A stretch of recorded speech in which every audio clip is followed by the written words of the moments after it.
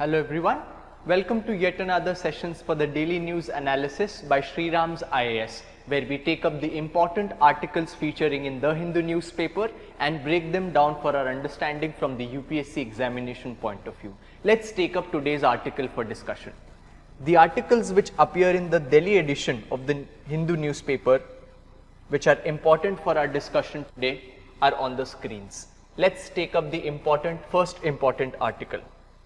The important article that appears over here, which reads Modi's two summits, UAE trumps G7. Now, this article or editorial in the newspaper is written in the backdrop where Prime Minister Narendra Modi has visited the G7 summit, which is happening in Germany, which has concluded yesterday, where he met the group of 7 most influential economies of the world, right? We had seen about G7 countries in a few discussions ago. Simultaneously, on today, that is on June 28th, he is also going to meet the new president of UAE or United Arab Emirates. Now, and this visit is being compared by the author with respect to G7, and he's of the opinion, and he's putting forth his points that this summit or this meet with the UAE president, newly formed president, is more important than the G7 summit on various grounds, whereas a lot of G7 countries are not as much or as deep trade partners for India as compared to the UAE, where UAE is a larger trade partner for India. So in this backdrop, the India-UAE relations become very important. Not just this, in the recent backlash that happened, and UAE countries and UAE and other Gulf countries also registered their dissent, which India took care of. So all of this showcases the India's acceptance for importance of these countries as well, especially UAE. So we'll be analyzing the India-UAE relations with respect to the trade and the opportunities ahead for them. This becomes important for us from the GS2 point of view, to study from the international relations perspective, right? So in this respect, let's look at the India-UAE relations. The India-UAE synergy, the current status is that from $18 million per annum in the 1970s, the India-UAE bilateral trade has tremendously increased to 60 billion in the financial year 1920. And as the article says, in the last year itself, there has been a significant increase in the trade between India and UAE. This makes UAE India's third largest trading partner. So this makes UAE's position quite important, because UAE is the third largest trading partner for India after USA and China. And what does India export to UAE? The UAE is also the second largest export destination of India, right? So and the UAE is also the 8th largest investor in India, with an estimated investment of 18 billion. So UAE invests in India in a lot of sectors such as energy, pharmaceuticals and other new age technology sectors, and therefore their bilateral trade grew by 68% in 21-22 to 72.9 billion, which is a new record, and which is a new record in itself. So from 60 billion in the year 1920, it has now risen to 72.9 billion, which is the new record for India-UAE trade amongst them.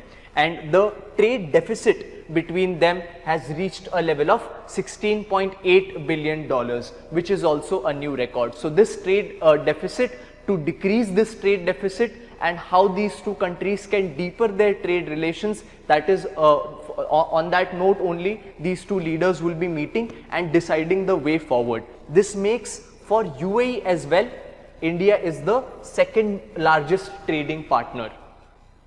This is largest.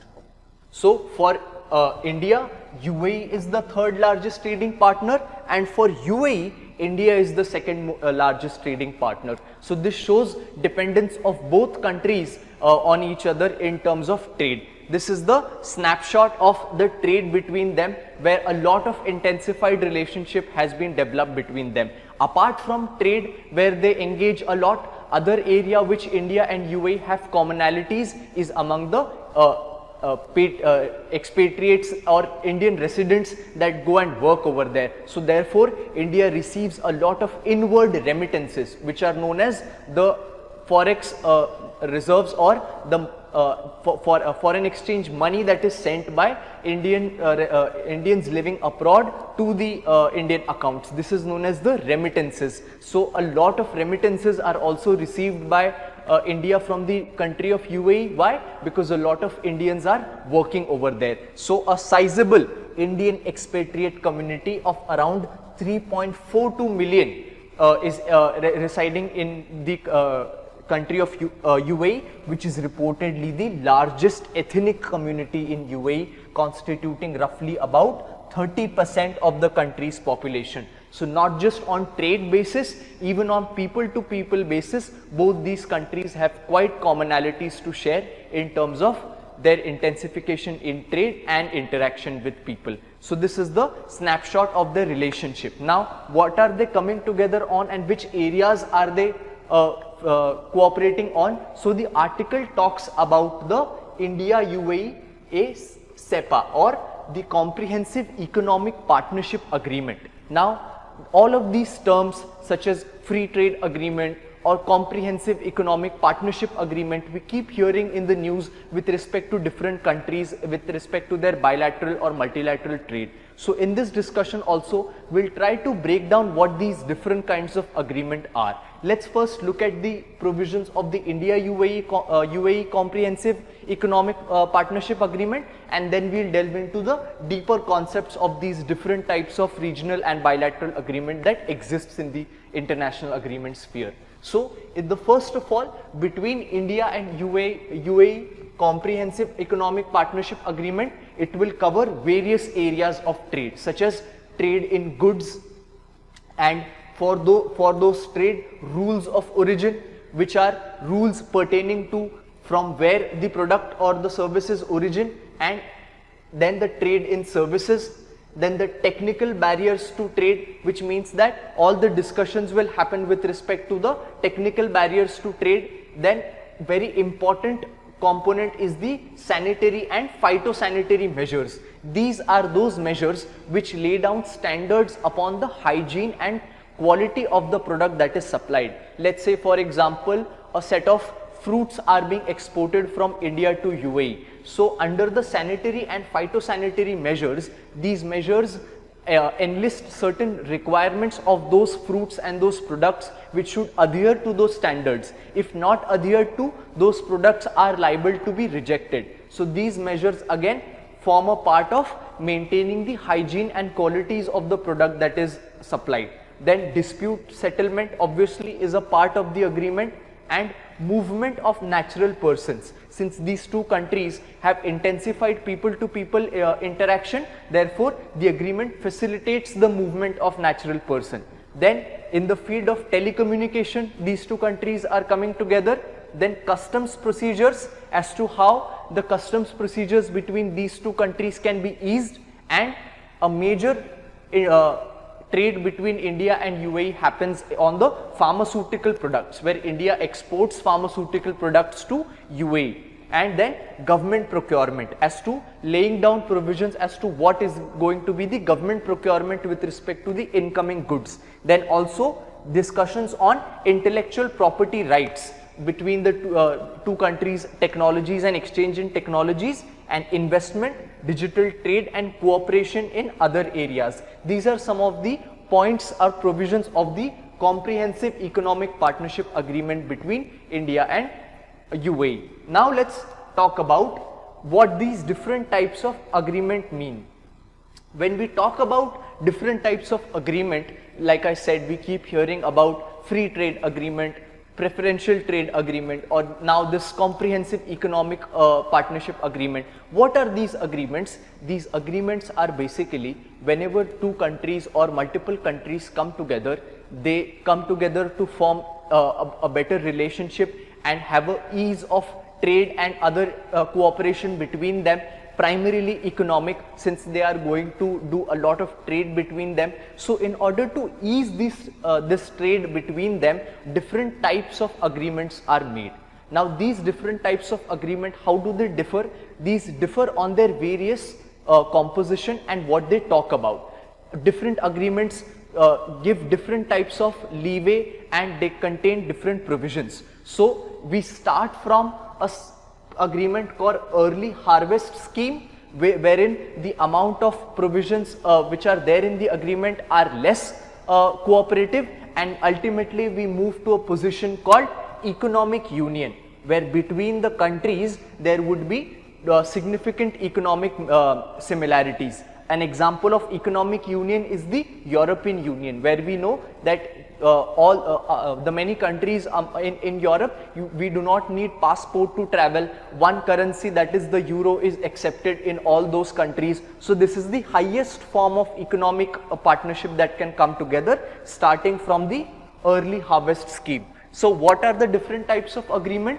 First, where it is the early harvest scheme. In this, the negotiating countries identify certain products for tariff liberalization pending the conclusion of actual FTA negotiation, which means that this is the first round of agreement in which two countries will come together, wherein they will identify certain products amongst them wherein trade is to happen, and they will liberalize the tariff on it. It is needless to mention that whenever goods or services are traded between countries, certain taxes are levied on them, custom duties and other such tariffs. So whenever two countries are signing such an agreement, they agree on liberalizing or decreasing these taxes. That would be the benefit of signing the agreement with a certain country. So that becomes the basis for coming together on such agreements. And since this is the first agreement, it is pending the conclusion of actual FTA or free trade negotiations. If these two countries go together on a larger path and the trade intensifies, this early harvest scheme will result into a free trade agreement, which we will see would be the next round of agreement. An example of this is the pre-RCEP agreement negotiations which were going on. India did not become a part of the RCEP, but the pre-RCEP negotiations which were going on can be known as the early harvest scheme, where a lot of provisions were being talked about liberalizing the trade in amongst different products in the respective countries. Then the second agreement which comes in the line of economic cooperation is the preferential trade agreement. Now preferential trade agreement, what does it say? It is a type of agreement in which two or more partners give preferential right of entry to certain products.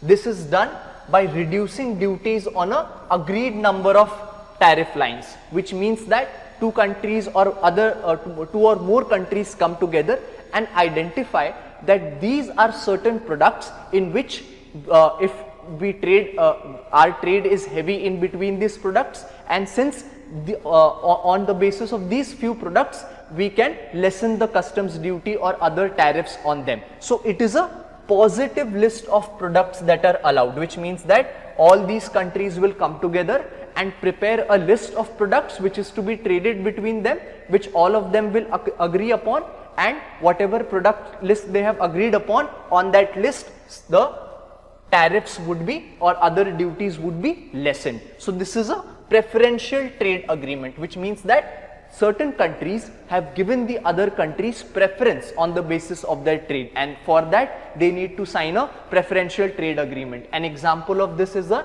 agreement signed between India and Afghanistan, where certain products are lessened on duties, right? So this is a positive list. What is the next step in the stages of agreement? The other is the free trade agreement, right? Now free trade agreement is the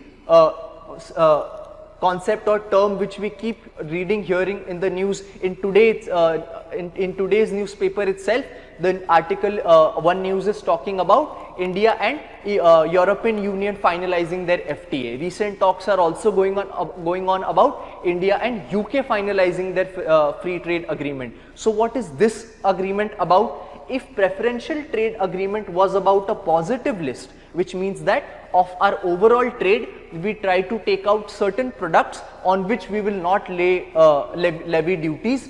Free trade agreement goes one step beyond and says that since we are cooperating economically on a lot of products, let's prepare a negative list, which means that whatever products or services would be in this negative list, we would not, apart from those lists in those products or services in the negative list, we would not levy any goods or services which are traded amongst us or other countries. So as we can see, this is going one step beyond and easing the provisions for trade by liberalizing mostly every product, keeping aside few products. So this becomes a negative list of products that are not allowed. So free trade agreement is an agreement where two or more countries agree to provide preferential trade terms, tariff concessions to the partner country. So this is one step ahead of the preferential trade agreement, where this list contained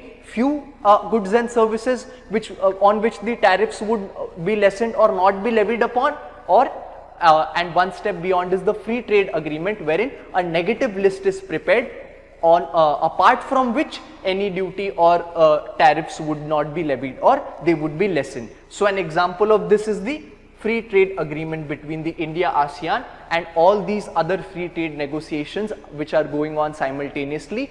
When and if they are finalized, they would be put under this category. Then after that, what does come? Then is the CEPA, or Comprehensive Economic Partnership Agreement. This is more comprehensive than the free trade agreement. How is it more comprehensive?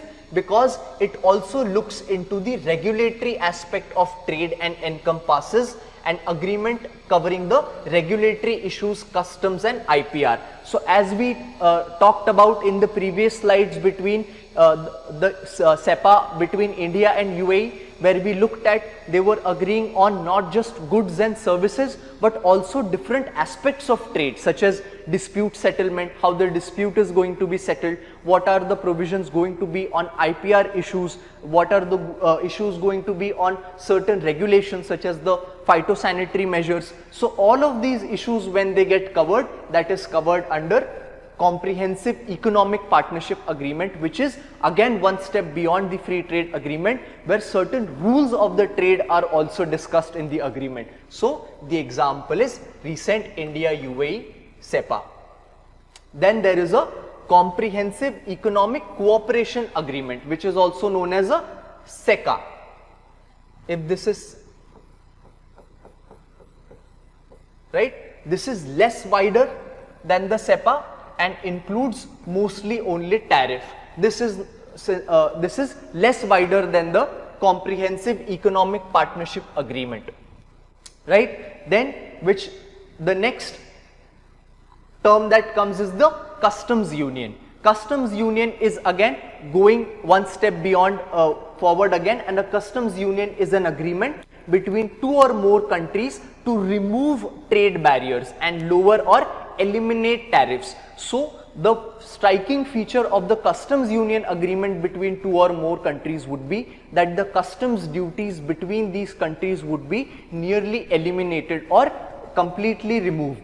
So that becomes the feature for Customs Union, and members of a Customs Union generally apply for a common external tariff on imports from non-member countries, which means that all the countries that come together and form a customs union, they would be levying import duties from other countries collectively, and they would not be charging any custom duties amongst themselves. So again, as we can see, the intensification of economic cooperation is on the increase as we are going from the early harvest scheme to now the customs union, and the final stage is of a economic union, where an economic union is an agreement between two or more nations to allow goods, services, money as well as workers. So therefore, the example which is the European Union, we can see that people can move freely between these countries. They do not need any passport, as well as the currency is same. So this becomes the highest level of economic cooperation. So I hope this concept is clear, where we keep talking about various agreements and free trade agreements between countries. So I hope the terms are now clear as to what they mean and what they imply upon the trade and economic relations between the countries. With this, let's move on to our next article for the day. The next article which appears in the newspaper reads, Tamil Nadu asks Andhra Pradesh to suspend supply of Krishna water from July 1. Now, relations between states in terms of water sharing become of extreme importance as soon as, because the river water disputes become very important for us to study. Although this article does not talk about any dispute, and in a rare occasion we get to read a peaceful cooperation between two states, wherein the river water of Krishna river is passing through Andhra Pradesh and after that into Tamil Nadu, where Tamil Nadu is asking to stop the water from a particular dam. So what we will be looking at from this article is the river course of the article, river course of Krishna river, and from which state it passes and which is this dam that is being talked about. So let's take a quick look at it. River Krishna origins at which place? It origins near Mahabaleshwar in Maharashtra. After originating in Maharashtra, it travels from Karnataka to Andhra Pradesh and then finally drains into Bay of Bengal. Does Krishna river pass through Tamil Nadu?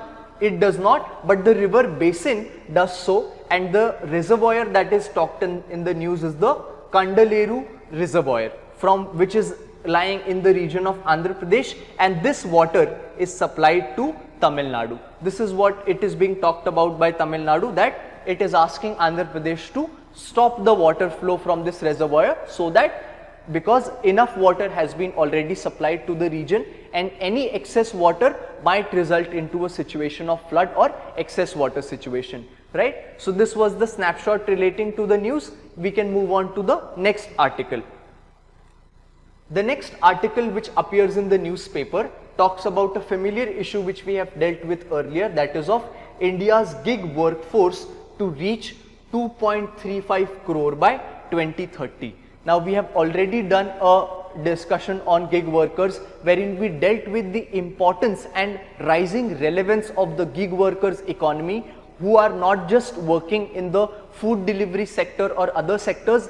These are those temporary workers which are working on contractual basis or temporary basis and working in different sectors such as hospitality sector, software sector, or other platform sector. So these are all those workers which come under the category of gig workers. So the Niti Aayog, which is the policy think tank of India, has come up with a report projecting that the strength of these gig workers would be increasing to 2.35 crore by 2030, which is like 8 years from now, and therefore it has suggested in a policy document that various social security benefits, accident covers and other such benefits should be granted to these gig workers. And it has classified gig workers into two parts. One are platform workers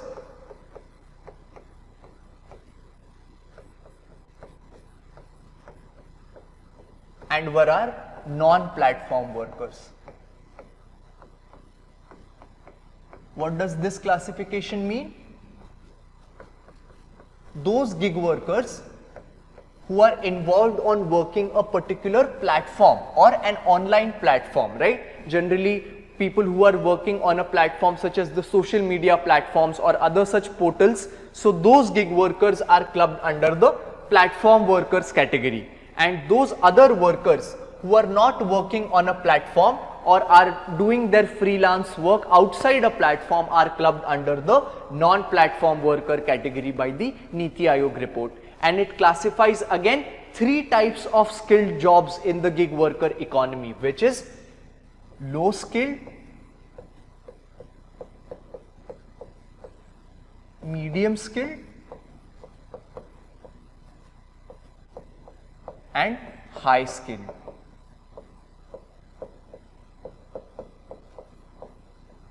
Wherein currently the percentage of medium skilled workers is the highest and low skilled and high skilled are lagging. But in the times to come, the percentage of low skilled gig workers and high skilled gig workers who are generally involved in the services economy are projected to rise by the report, and the percentage of medium skilled workers are projected to be decreased. So this is the vital information with respect to the gig workers economy, which the Niti Aayog itself is pointing out, which we should take note of, and in all our answers with respect to the mains questions we can incorporate this data. With this, let's move on to our next article for the day. The next article which appears in the newspaper reads, Sikar in Rajasthan tops school grading index at district level. Now this is an important index that is that has come up in the newspaper, which talks about the performances of various schools at the district level. So it becomes important for us to study from the GS2 point of view, wherein we study education, issues relating to education. So in this context, let's talk about the index as to what is this performance grading index for schools in districts. So this is an index which is being promulgated by the Ministry of Education, and the Ministry of Education, in order to assess the performances of students in the schools and how the schools are doing, has divided in 83 parameters grouped under 6 categories. So these 6 categories have 83 different parameters on which the schools and its students are measured, and they are ranked in various categories, and then the performances of various districts in the states are assessed. So what are these 6 categories? First is outcomes, on the basis of performance outcome or results, and second is effective classroom transaction. How is the relationship between the and the interaction and engagement going on between the teacher and student. So therefore, effective classroom transaction. Third is the infrastructure facilities, that of the school premises. Are there enough infrastructure facilities such as school, playground, digital learning facilities? Then students' entitlements. Are there enough facilities for the students' entitlements, such as washroom, separate washroom for girls, primary care facility, all these facilities which are important for students' day-to-day welfare. Then there is school safety, in order to deal with the crimes or incidents that happens in schools. Are there enough facilities for school safety? Then child protection is another parameter, and then digital learning and governance process of the whole institution. All of these 83 parameters are grouped under these 6 broad categories, and on this basis the performance grading index ranks these schools. And what are the different ranks? The first rank is known as Daksh, which is that district which scores 90% and above in all of these 6 parameters are given the rank of Daksh. And second rank is Utkarsh. Utkarsh is that category which for districts which score between 81% and 90% in these parameters. And the third category is Ati Uttam, which scores between 71 to 80%, Uttam, which scores from 60 to 70%, and Prachesta 1, which is for 51 to 60%, Prachesta 2, which is for 41 to 50%, and Prachesta 3, which is for 31 to 40%. Basically, as we can see, that these are all those categories ranging from 91% and above, and going down as the grade is going down. So, and they are named up as differently with different ranks. So, how has been the state's performance on these index? The districts of Sikar has topped the index, wherein it has come into the Ati Uttam category, which is the second category of 71 to 80%, right? Third category of 71 to 80%, and second is the Jhunjhunu district, and third is the Jaipur district of Rajasthan. And overall, Rajasthan has topped the index, which has 24 districts in the Ati Uttam grade, which is the highest number of districts in this particular grade. And who are the next states coming in this line? Punjab is the next with having 14 districts in the Ati Uttam grade, followed by Gujarat and Kerala, who have 13 districts.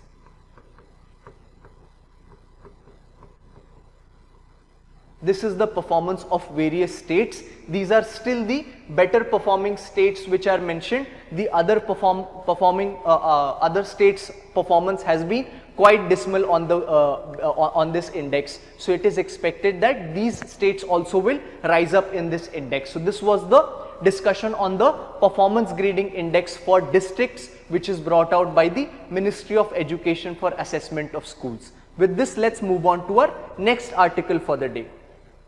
The next article which appears in the newspaper reads, India-Malaysia discuss defense ties. Now, as we are repeatedly seeing in our discussions, the defense cooperation between India and other Southeast Asian nations, which was the other nation which we took up for discussion the other day, it was with India and Vietnam, where we saw that the South China Sea dispute and the rising relevance of the Indo-Pacific region and maintaining security in the region from the rising threats from China as well as other agencies, it becomes important for India to cement its defense ties between itself and the Southeast Asian nations, and that is what it has been furthering. And apart from India and Vietnam, India and Malaysia are also now increasingly coming together on defense cooperation, where they already had sizable cooperation, and now India's indigenous development in the defense sector, where a lot of defense private enterprises have come up to manufacture defense weaponry and other equipment. So India would be supplying this defense equipment to Malaysia, and that is how they would take their defense ties further. So let's take a look at the relationship between India and Malaysia and what are the different areas that they cooperate upon. First of all, let's look at the location of Malaysia. Malaysia is located as this peninsula region of the end part of Southeast Asia, which forms the peninsula part, and also is this region which forms the part of the Borneo Island. The upper region is of the is forming the country of Malaysia. So both these regions collectively form the country of Malaysia. We need to remember that. Now, what is the various aspects of India and Malaysia relationship? First of all, as we discussed, India's Act East policy, under the policy, Malaysia plays a key role. And in terms of defense policy, they participate in India's Milan exercise that India conducts in every 2 years. This is an important maritime exercise known as Milan, which India conducts, and Malaysia is a part of it. Then MIDCOM, or Malaysia-India Defense Cooperative Meeting, which is the high-level meeting wherein they discuss the cooperation, defense cooperation between India and Malaysia, is going to happen in the month of July. This was a video conferencing that happened between the defense ministers of both countries, and a comprehensive meeting of MIDCOM is going to happen in July. Then in the current meet, they have discussed about including more women in the defense sector, and as I said, talking about supplying the indigenous production of India's defense sector to Malaysia. And in terms of trade, if we talk about, Malaysia has already invested $5 billion and have many construction projects in India, right? Malaysia conducts a lot of construction projects, and the scope for more Malaysian investment is there for more investment. Therefore, they have a sovereign fund which is called the Khazana. What is a sovereign fund?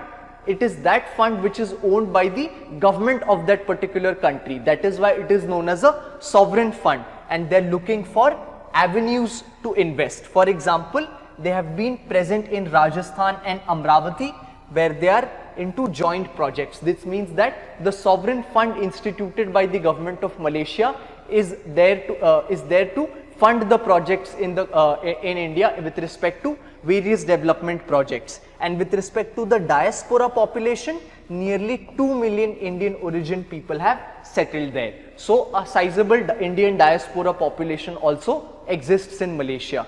So this is the relationship between India and Malaysia with respect to defense and other trade relations. With this, let's move on to our next article for the day. The next article which appears in the newspaper reads, World Bank approves $250 million loan to boost India's road safety. Now, a lot of times we come to know about this concept of World Bank, and we wonder as to how World Bank actually functions and what are its actual functions that it does. So in this article we get to understand the loan giving aspect of World Bank, wherein World Bank gives loans to different institutions as well as countries. So in this case, the World Bank has approved a $250 million loan to give to certain states of India to boost their road infrastructure. So let's look at the loan that is given and study about the institution of World Bank which is supplying this loan. So this facility is known as the India State Support Program for Road Safety, which is financed by the World Bank, which will be implemented in the states of Andhra Pradesh, Gujarat, Odisha, Tamil Nadu, Telangana, Uttar Pradesh and West Bengal. So these are the states in which this state support program for road safety which would be implemented, and $250 million variable spread loan from the IBRD, which is a part of World Bank. We'll be looking at what IBRD is. So that would be supplying the loan to these states, which would be for 18 years with an additional 5.5 years of maturity period. That would be the time period of the loan. So essentially the time period of the loan is 18 years, and it would supplement a harmonized crash database system in order to analyze accidents and use that to construct better and safer roads. So apart from using the loan, the better technologies for managing road safety would be inculcated, and incentives are there to the states to leverage private funding through public-private partnerships, concessions and pilot initiatives. So using this loan, these states, in order to better the road infrastructure, can take help of the public-private partnership, wherein they can rope in private companies to complete these projects. This is the state of the loan that is being given to various states. Now let's talk about World Bank. What is World Bank? The World Bank is an international organization dedicated to providing financing, advice and research to developing nations to aid their economic advancement, which was instituted in the year of 1944. So that is how we see the functions of World Bank, where it is there to finance, aid and research and help the developing nations to better their conditions and further their economic advancement. The bank obtains its funds from the capital subscription of member countries, which means that all the member countries of the World Bank give a certain kind of share to the World Bank, and apart from that, bond flotations, where it floats bonds into the market on the world's capital markets, and net earnings accrued from the interest payments on IBRD and IFC loans. So whatever loans it grants to nations, it receives interest payments on those loans, and that interest payment becomes the earning part also for the World Bank.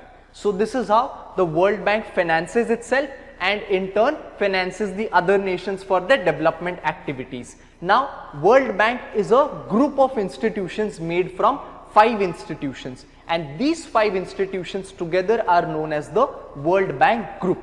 So which are these component institution? First is the International Bank for Reconstruction and Development, or the IBRD, which is the point of this article, which this institution is supplying the role to these states, which provides loans, credits and grants. This institution is specifically there to provide loans for reconstruction and development, which is for the infrastructural development purposes. And then the other institution is the International Development Association, or IDA, which provides low or no interest loans to low income countries. Now when this organization was made, it was the aftermath of World War, where a lot of low income countries had to resurrect the countries and reform the countries with respect to making infrastructure. So in order to support these countries as well as the countries of Africa and other low income countries,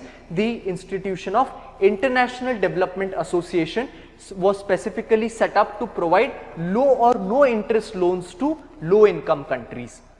Then we have the International Finance Cooperation, or IFC. Again, this institution provides investment, advice and asset management to companies and governments. So as we can see, the difference for this institution is that it also provides its services to private companies as well. Other two institutions were not doing so, they were there for the governments. Then we have the Multilateral Guarantee Agency, or MIGA, which ensures lenders and investors against political risks such as war. So it is there for this kind of a specific purpose. And then we have the last, which is a dispute settlement body, which is the International Center for Settlement of Investment Disputes, or the ICSID, settles investment disputes between investors and countries. So all of the disputes that can arise between these various transactions, this institute exists for resolvement of those disputes, and all of these institutions together are known as the World Bank Group. So which is that institution which has supplied loan in this case? That is the IBRD. With this, we come to an end of today's discussion. We'll meet again tomorrow with the important articles of the day. Thank you.